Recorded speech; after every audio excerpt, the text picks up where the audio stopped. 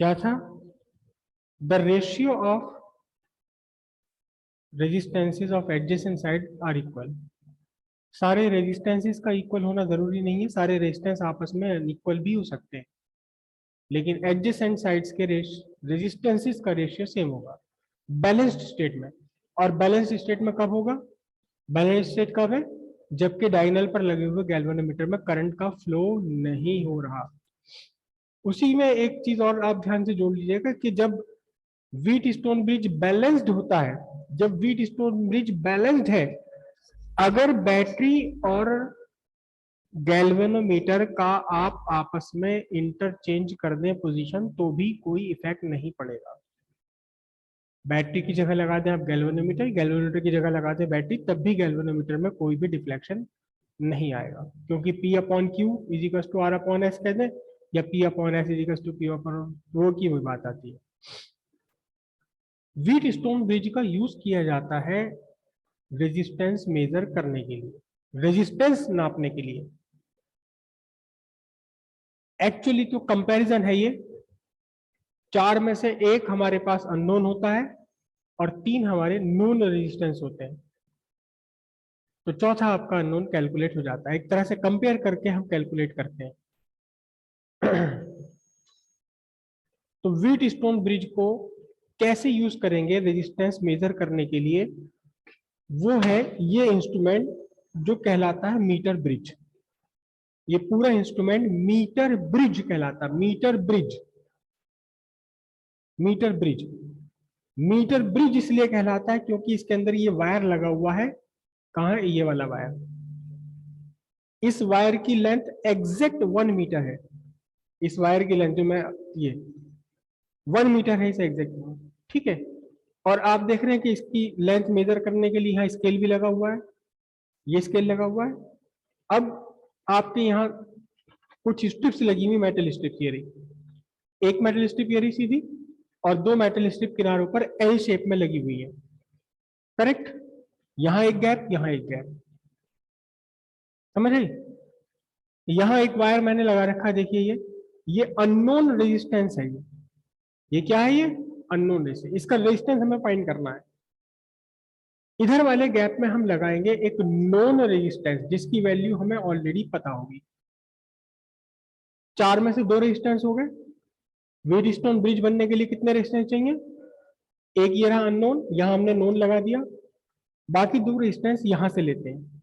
ये जो वायर है, इस वायर का 2 पार्ट कर लेते हैं। इस वायर का एक पार्ट एक रेजिस्टेंस काम करता है और दूसरा पार्ट दूसरा। कैसे कर लेते हैं कि ये एक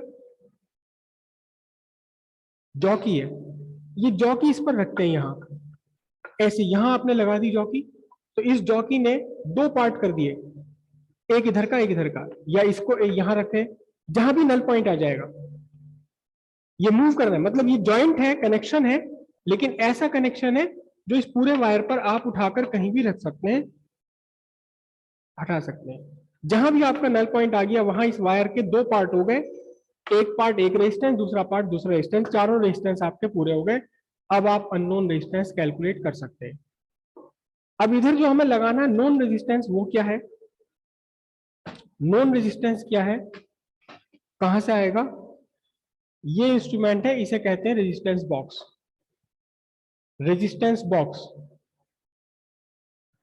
इसमें आप देखिए कुछ ये कीज लगी हुई हैं और यहां नंबर लिखे हुए हैं 100, 100, 50, 20, 20, 10, 5, 2, 1, 1।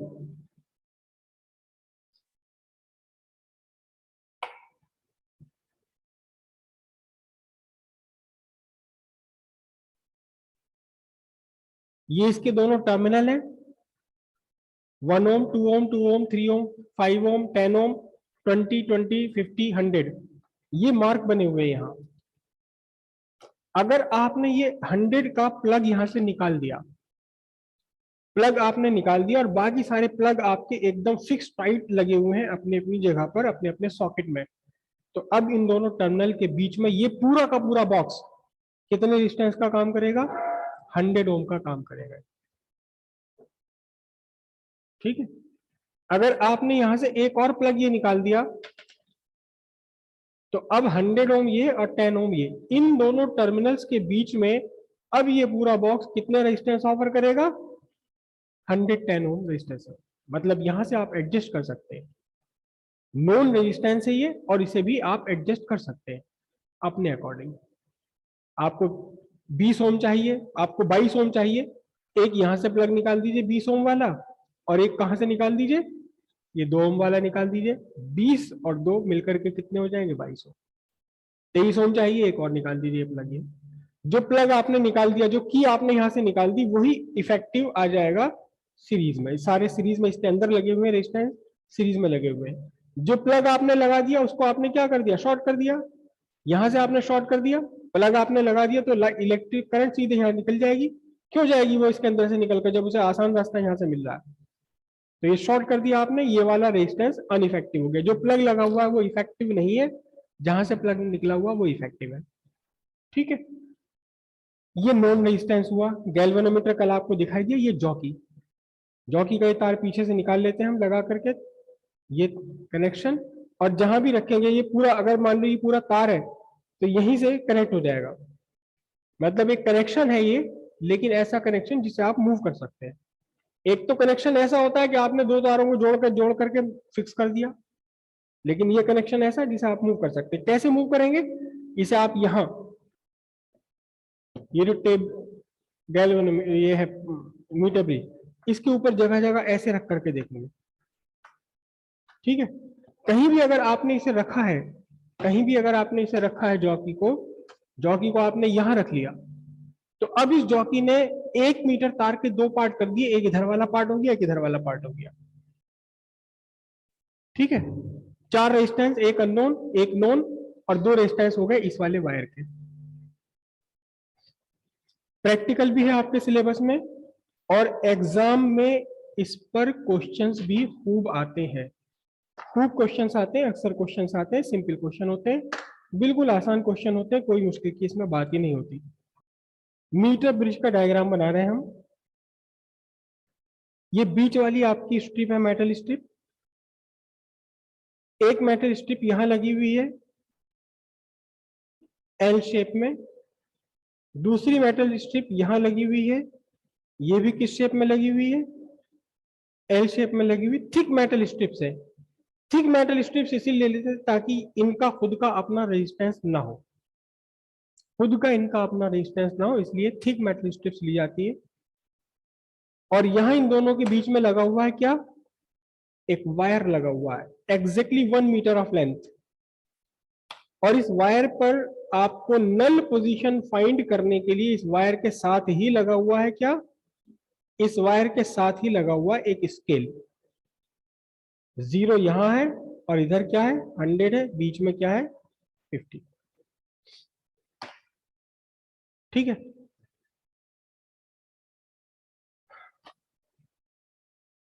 यहां आपने लगाया अपना नॉन रेजिस्टेंस, यहां आपने लगाया कौन सा रेजिस्टेंस लगाया आपने? आपने यहां लगाया अननोन रेजिस्टेंस, जिसकी वैल्यू आपको फाइंड करनी है। आर कैसा है ये? अननोन। ठीक है, उसके बाद दूसरे वाले गैप में आपने लगा दिया है, क्या लगा दिया? दूसरे गैप में आपने रेजिस्टेंस बॉक्स लगा दिया, जो कि एक्चुअली क्या चीज है आपका? नॉन रेजिस्टेंस है।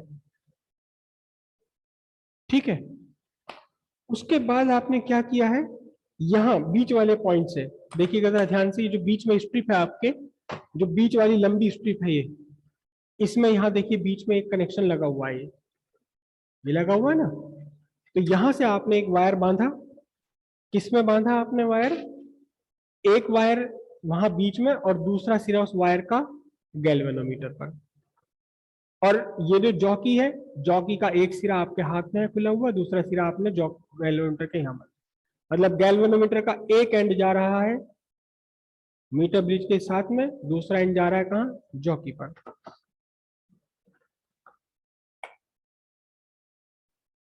यहां ये आपने लगाया एक गैल्वेनोमीटर जी, एक सिरा गैल्वेनोमीटर का यहां गया बीचों बीच, और दूसरा सिरा इस गैल्वेनोमीटर का कहां जाएगा, जो फ्री एंड है, जो फ्री एंड है आपके हाथ में, वो जाएगा कहां, यहां जाएगा।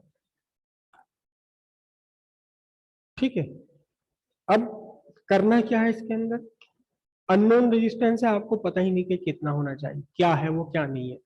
ये नोन रेजिस्टेंस है, कौन सा वाला रेजिस्टेंस है, ये एस, ये आर अननोन रेजिस्टेंस और ये एस। कई बुक्स में इनकी पोजीशन इधर से उधर है, ये यहाँ रेजिस्टेंस बॉक्स लगा हुआ है, यहाँ अननोन रेजिस्टेंस लगा हुआ, कोई फर्क नहीं पड़ता, सेम कैलकुलेशन है उसकी भी। ठीक है, तो और सेल सोर्स ऑफ ईएमएफ यहां आपने लगाया, कहां लगाया,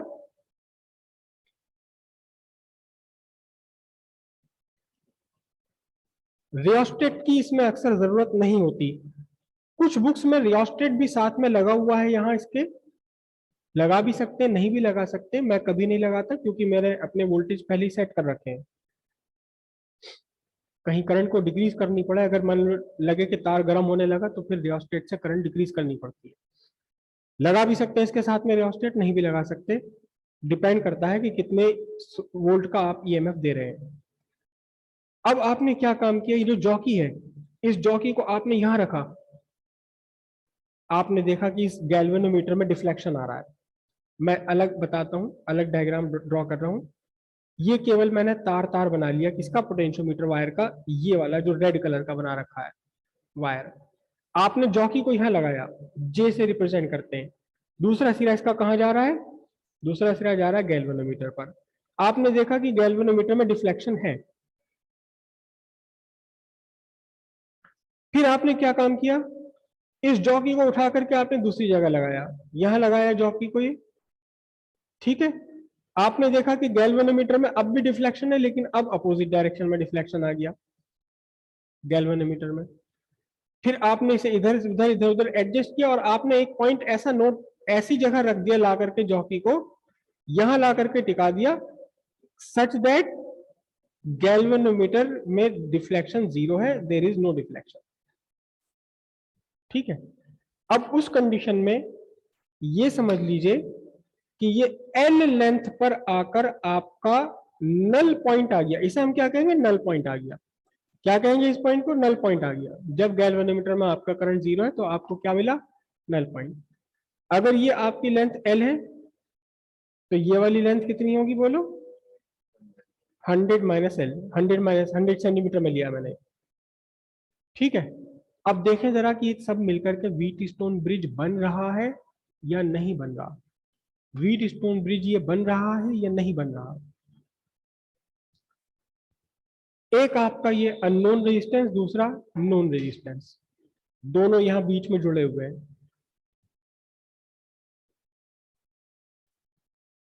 अननोन रेजिस्टेंस और ये नोन रेजिस्टेंस, कौन सा, एस। ठीक है, ये यहां गैल्वेनोमीटर है आपका,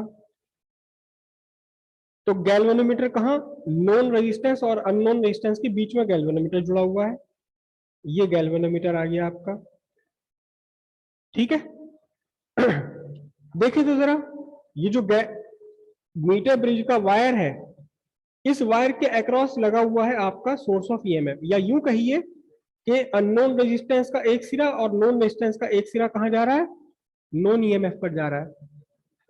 दो अननोन रेजिस्टेंस और नॉन रेजिस्टेंस एक जगह तो आपस में जुड़े हुए हैं, लेकिन जो इसका खुला सिरा है नॉन रेजिस्टेंस का, वो कहां जा रहा है, बैटरी पर। अननोन रेजिस्टेंस का एक सिरा कहां जा रहा है, बैटरी पर। तो बैटरी जरा बनाए,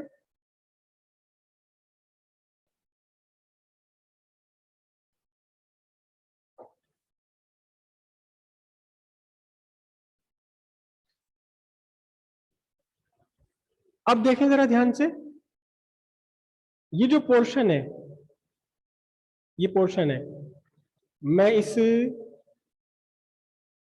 मैं इसका नाम लिख लेता हूं। ये पॉइंट है मेरा ए, ये वाला पॉइंट है बी, ये वाला पॉइंट है सी, ए बी सी। तो ए कहां लिखूं मैं, अननोन रेजिस्टेंस पर। ये पॉइंट है क्या, ये पॉइंट है ए, जहां दोनों अननोन और नोन लगे हुए, ये पॉइंट कौन सा है, ये पॉइंट है बी। ठीक है। उसके बाद जहां नॉन रेजिस्टेंस आपका जा रहा है बैटरी और के थ्रू, ये क्या पॉइंट है, ये पॉइंट है आपका सी। करेक्ट। अब ये बचा वायर आपका। वायर के दो पार्ट हो गए। जॉकी की ये पोजीशन है आपकी, ये पोजीशन है पॉइंट डी। तो वायर का एक हिस्सा बना ए और डी के बीच में। कितनी लेंथ है इसकी, एल लेंथ। ए और डी के बीच में एक हिस्सा बना वायर का। दूसरा हिस्सा कहां बना, डी और सी के बीच में बना। डी और सी के बीच में बन गया ये रहा। और देखिए ध्यान से, एडी और डीसी के बीचों बीच क्या लगा हुआ आपका, गैल्वेनोमीटर का कनेक्शन लगा हुआ है। व्हीटस्टोन ब्रिज बन गया पूरा ये। अच्छा, point D, this is point D. ठीक है। इस रेजिस्टेंस को मैं पी लिख देता हूं, इसको क्यू लिख देता हूं, पी क्यू आर एस, जिसमें कि आर क्या है आपका, अननोन रेजिस्टेंस है। बैलेंस्ड स्टेट में, इन बैलेंस्ड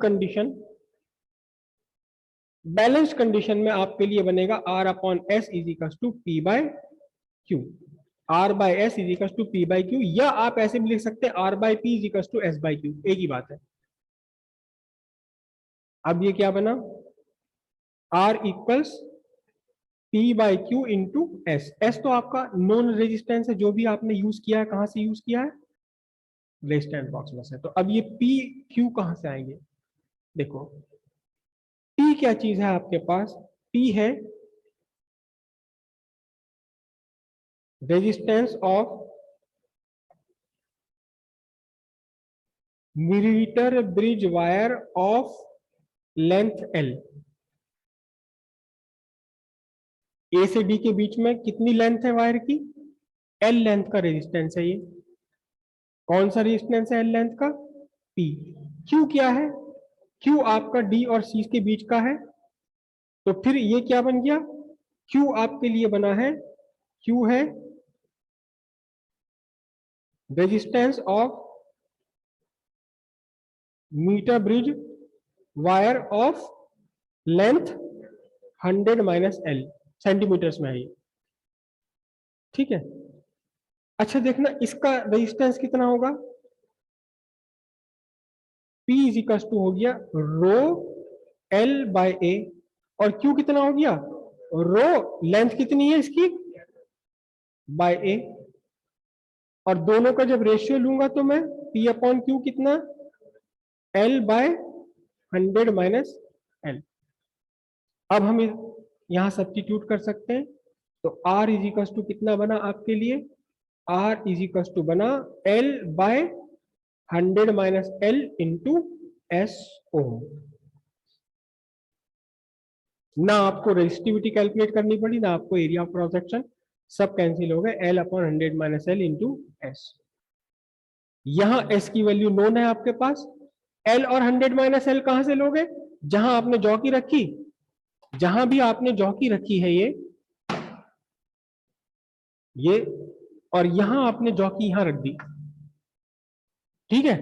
आप यहां मेजर कर लो, ये वाली लेंथ कितनी है, 30 सेंटीमीटर पर रखी, तो 30 सेंटीमीटर एल हो गया, और 30 के बाद जो बचा आपका 70, वो क्या बना, वो 100 माइनस एल हो गया।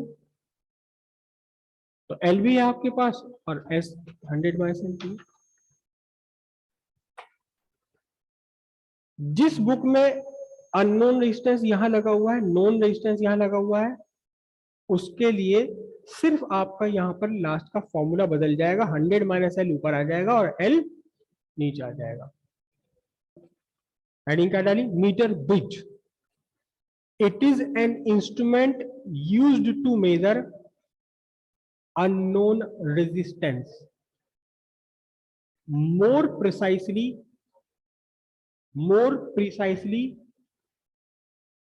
as compared to observed by Ohm's law, as compared to observed by Ohm's law. ठीक है। Its working principle is Wheatstone bridge. Since the length of meter bridge wire is 1 meter, that's why it is called meter bridge. आपने ये diagram draw करना है, ये केवल ये diagram draw कर लीजिए जो हम रिप्रेजेंट कर रहे हैं, किसमें, बैलेंस्ड स्टेट का डायग्राम बना हुआ है।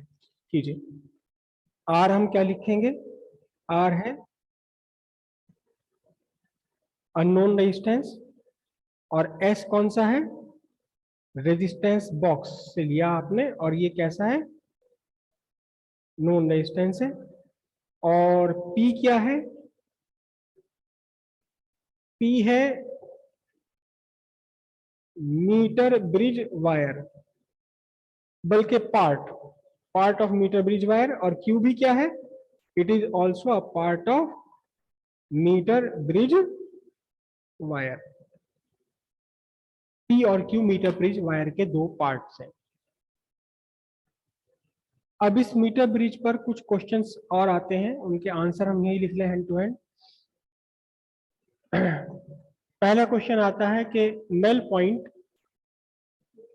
Preferably is obtain near the centre of wire. Preferably मतलब अननोन, जो नॉन रेजिस्टेंस है हमारा रेजिस्टेंस बॉक्स है, समझ लीजिए इसका मीनिंग क्या है। आपको पता लगा कि नल पॉइंट यहां आ रहा है 10 सेंटीमीटर पर, इधर 10 सेंटीमीटर, इधर 90 सेंटीमीटर। तो आप क्या करेंगे, इस रेजिस्टेंस बॉक्स में से अपना रेजिस्टेंस बदलेंगे, फिर बदल कर देखेंगे नल पॉइंट कहाँ आया, और रेजिस्टेंस इस नॉन जो रेजिस्टेंस है रेजिस्टेंस बॉक्स में से आप रेजिस्टेंस बदल बदल कर कोशिश ये करेंगे कि आपका नल पॉइंट लगभग लगभग बीच में आए, 40 से नीचे नहीं, 60 से ऊपर नहीं। क्यों कोशिश की जाती, इसलिए कि जब नल पॉइंट आपका बीच में है तो यहाँ दोनों ये एल और 100 माइनस एल लगभग बराबर होंगे दोनों।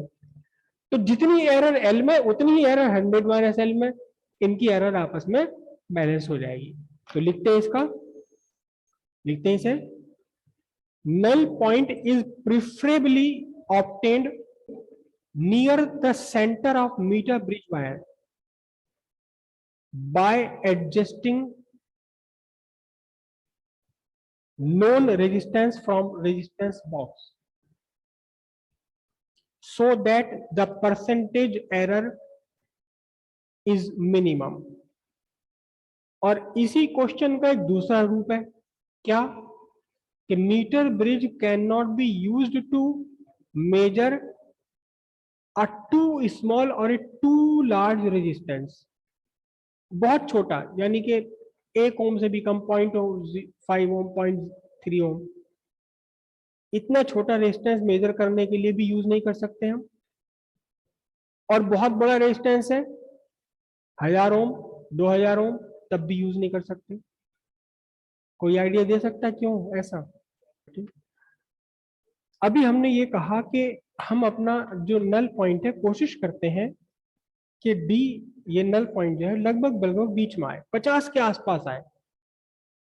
उस केस में आपका अननोन रेजिस्टेंस और नॉन रेजिस्टेंस लगभग बराबर होते हैं, क्योंकि इनका रेशियो 1 आ जाएगा ना।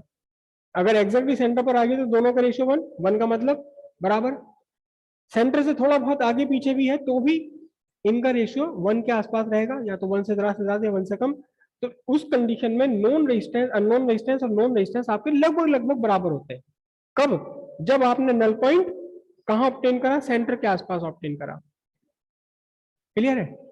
अब नॉन रेजिस्टेंस हमारे पास कितना है, देखो जरा इस रेजिस्टेंस बॉक्स में, आप देखिए कि नॉन रेजिस्टेंस हमारे पास कितना है, 100, 50, 20, 20, 10, 200 तो यहां तक हो गया, और 200 के आगे 10 और बचा, 210 ओम। 210 ओम से ज्यादा ले नहीं सकते। कितना कम से कम ले सकते हैं, 1 ओम। मतलब यह हुआ कि आपका अननोन रेजिस्टेंस अगर 1 ओम है तो इसमें से आप 1 ओम निकाल कर लगभग बराबर कर दोगे दोनों को, तो कहां जाएगा null point, near the centre. अगर आपका अननोन रेजिस्टेंस है कितना, 210 ओम, तो भी आप पूरा का पूरे सारे के सारे प्लग निकाल के इसका रेजिस्टेंस कितना बना लोगे, 210 ओम बना लोगे, तो भी लगभग बीच में आ जाएगा। लेकिन अगर आपका रेजिस्टेंस 0.2 ओम है तो फिर यहां से कम तो एक ही निकलेगा। अब 1 में और 0.2 में तो 5 गुना का डिफरेंस हो गया। तो बताओ नल पॉइंट कहां पहुंचेगा, फिर बीच में नहीं आएगा, नल पॉइंट एक किनारे पर आएगा।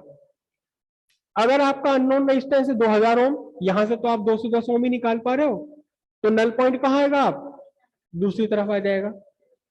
जितना आप दूर जाएंगे नल पॉइंट को, जितना दूर लेके जाएंगे आप सेंटर से, ऊपर आपकी एरर बढ़ती चली जाएगी। क्योंकि एल और 100 माइनस एल में जब बहुत बड़ा डिफरेंस आएगा, भाई एल छोटा है, 100 माइनस एल बहुत बड़ा है, तो इसमें एरर छोटी होगी, इसकी एरर बड़ी होगी, आपस में बैलेंस नहीं हो पाएंगी। अगर एल बहुत बड़ा है, 100 माइनस एल बहुत छोटा है, तो भी बैलेंस नहीं हो पाएंगी।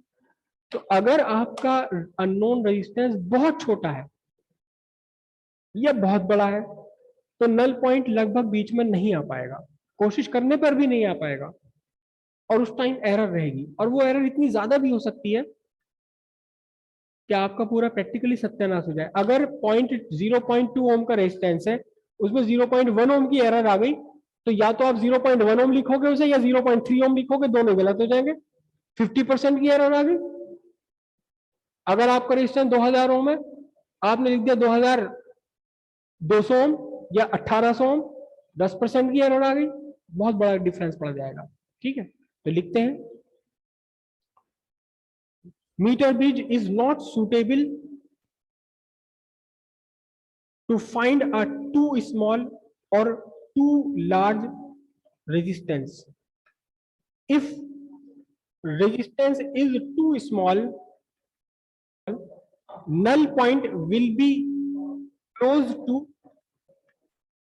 If resistance is too large, null point will be close to C.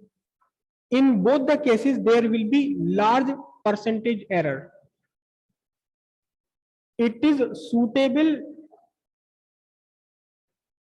to find the unknown resistance of the order of resistance of meter, resistance box. In that case, the null point would be around the center of wire, and hence there would be minimum percentage error. एक और question इसी में, क्या कि जब हम practical करते हैं, इसका रियल में प्रैक्टिकल करते हैं, तो फिर ये जो जॉकी यूज करनी है, यहां देखा नल पॉइंट नहीं आ रहा, अब दूसरे पॉइंट तक जॉकी को उठाकर ले जाना है, यहां ले जाना है, यहां रखना है, हर बार जॉकी को उठाकर ही रखना है, इसके ऊपर घसीटना नहीं है। जॉकी को मीटर ब्रिज वायर के ऊपर घसीटना नहीं है, फिसलाना नहीं है, एक जगह से दूसरी जगह केवल उठाकर ही रखना है। कोई बता सकता है इसका रीजन? सिंपल सी बात है कि अगर आप जॉकी को घसीट रहे हैं वायर के ऊपर, तो वायर घिस जाएगा और उसका cross sectional area non uniform हो जाएगा, कहीं पतला और कहीं मोटा। लेकिन हमने क्या कर रखा है, देखना जरा ध्यान से, रेशियो फाइंड करने में क्रॉस सेक्शनल एरिया खत्म कर दिया। ये तभी तो खत्म हुआ ना क्रॉस सेक्शनल एरिया, जब दोनों एरिया हर तरफ हर जगह एरिया सेम है। अगर आपने मीटर ब्रिज वायर को घिस दिया, तो ये क्रॉस सेक्शनल एरिया आधे पार्ट का और बचे हुए पार्ट का क्रॉस सेक्शनल एरिया डिफरेंट हो जाएगा, तब उसे कैलकुलेशन में लाना पड़ेगा, और हमारे पास कोई तरीका नहीं है इसे कैलकुलेशन में लाने का, कोई तरीका नहीं है, क्योंकि कहां कहां से कितना कितना मेजर करते रहेंगे क्रॉस सेक्शनल एरिया। लिखिए इसे, it is advised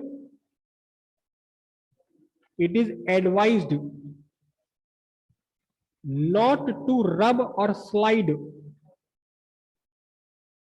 jockey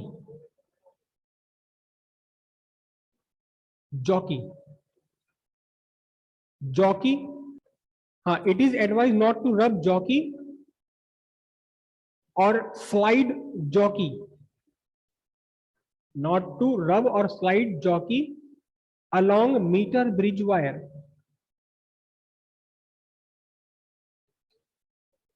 That practice may cause uneven cross sectional area of meter bridge wire that would create a large error. Question ये है कि मीटर ब्रिज वायर, एक और क्वेश्चन है कि मीटर ब्रिज वायर कॉपर का क्यों नहीं बनाया जाता? क्योंकि कॉपर की रेजिस्टिविटी बहुत कम है, रेजिस्टेंस इसका कम रहेगा और बहुत तगड़ी करंट फ्लो कराएगा इसमें, और जब तगड़ी करंट फ्लो करेगी तो हीट अप हो जाएगा। बल्कि इसको बनाया जाता है कॉन्स्टेंटन या मैग्नीन का। तो कॉन्स्टेंटन या मैग्नीन के दो फायदे, पहला तो इसकी रेजिस्टिविटी हाई है, यानी कि 1 मीटर वायर का ही काफी ज्यादा रेजिस्टेंस होगा, और रेजिस्टेंस कम है तो इसमें से करंट कम फ्लो होगी। और रेजिस्टेंस ज्यादा, करंट कम से क्या फायदा होगा कि बहुत ज्यादा हीट अप नहीं होगा, ये बहुत ज्यादा क्या होगा, हीट अप नहीं हो पाएगा। राइट, तो लिखिए, एग्जाम में तो एक्चुअली क्वेश्चंस आए हुए क्या कि इसे कॉन्स्टेंटिन या मैग्नीन का क्यों बनाते हैं, लेकिन ये भी आ सकता है एग्जाम में कि इसे कॉपर का क्यों नहीं बना देते। दोनों का एक ही आंसर है। राइट, तो दोनों ही बात लिख लेते हैं हम। Metre bridge wire is made up of constantan और मैग्नीन, कॉन्स्टेंटन और मैग्नीन।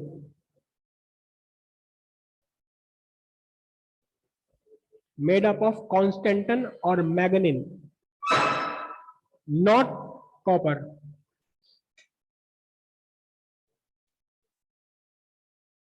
The resistivity of manganese and constantan is very high. Resistivity of constantan and manganese is very high. A thin wire of small length like 1 meter, a thin wire of small length like 1 meter offers a considerable large resistance, offers a considerable large resistance.